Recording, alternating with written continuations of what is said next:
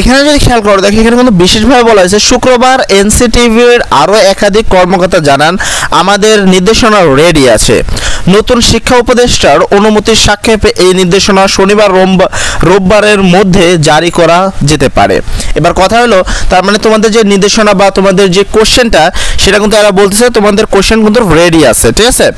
আর তারপরে বলা হয়েছে যদি শিক্ষা উপদেষ্টা অনুমতি দেন সেক্ষেত্রে শনিবার অথবা রোববারের মধ্যেই জারি করা হবে, তোমাদেরকে এই কোশ্চেনটা দেওয়া হবে এবং পরীক্ষাটা কিন্তু নেওয়া হবে, এই কথাই এখানে বলা হয়েছে। তোমরা যদি এখানে একটু খেয়াল করো এদিকে মাধ্যমিকের এই মূল্যায়নের মাঝপথে স্থগিত হওয়ার আশঙ্কা বা শঙ্কায় আছেন শিক্ষার্থীদের অভিভাবকরা, মানে এখানেই বন্ধ হয়ে যাওয়ার তোমার কি সংখ্যা বা আশঙ্কা রয়েছে কার? অভিভাবকদের।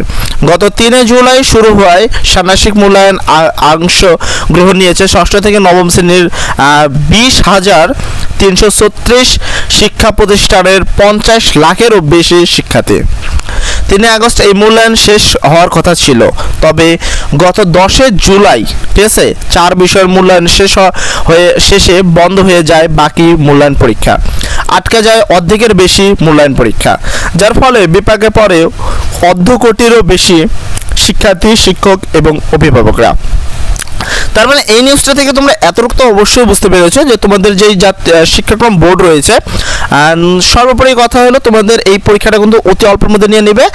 আর এখানে কিন্তু বলা হয়েছে যদি তোমাদের শিক্ষামন্ত্রী তোমাদের কি দেয়, অনুমতি দেয়, তাহলে কিন্তু এই তোমার শনিবার রবিবারের মধ্যেই কি হবে তোমাদের কিন্তু মূল্যায়ন পরীক্ষা হবে, এই বিষয়ে কিন্তু বলা হয়েছে।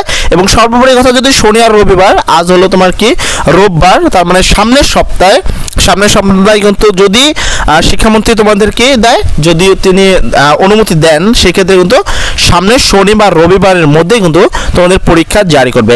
আমি সর্বোপরি যদি বলতে চাই তোমাদের মূল্যায়ন পরীক্ষা যেটা বাতিল বলে সবাই মনে করেছিলাম বা বাতিল হওয়ার কথা ছিল বা বাতিলই ধরে নেওয়া হয়েছে যেহেতু এতদিন পরীক্ষা হয়নি, এখন যেহেতু তারা এই বিষয়ে মুখ খুললেন এবং বললেন যে না এটা টোটালি বন্ধ হবে না, একদিন যেহেতু শিক্ষা মন্ত্রণালয় ছিলেন না, এতদিন কিন্তু শিক্ষা মন্ত্রণালয় ছিলেন না, তাই পরীক্ষাটা মাঝপথে স্থগিত হয়ে গেছে।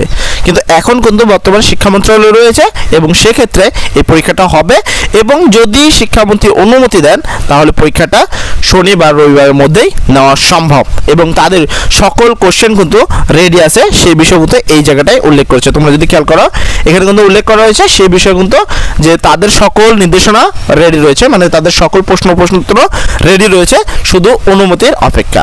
আশা করি তোমরা বুঝতে পারছো, অর্থাৎ তোমাদের পরীক্ষা হবে এবং এই বিষয়ে ফুল প্রিপারেশন নিবা এবং সর্বোপরি কোশ্চেন যদি সবার আগে পেতে চাও আমাদের চ্যানেল সাবস্ক্রাইব করে আমাদের পাশে থাকবা। সবাই ভালো থাকবা, আসসালামু আলাইকুম।